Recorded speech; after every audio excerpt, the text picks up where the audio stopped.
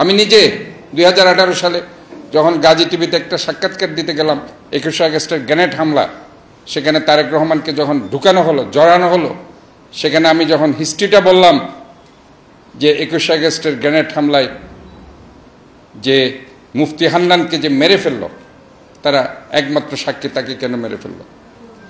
হঠাৎ করে কেন ওই বঙ্গবন্ধু এভিনিউতে তারা সমাবেশটা করতে গেল?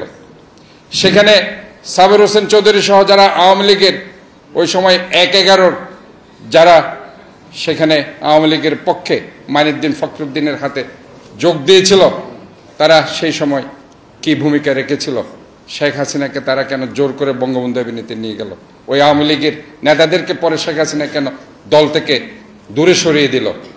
এই কথাগুলো যখন আমি বললাম যে এটা ওই 21 আগস্টের গ্রেনেড হামলা, সেটা -2 ফর্মুলার অনেক সুদূর প্রসারী পরিকল্পনা ছিল, এই কথাটা বলার সাথে সাথে ওই গাজী টিভির নিশান এখনো আছে, তাকে ধরে নিয়ে গেল ডিজিএফআই, বলে যে এই ডাক্তার সাদাতকে কেন নিয়ে আসে, কেন তোমরা এই ধরনের তাকে দিয়ে টক শো করলা?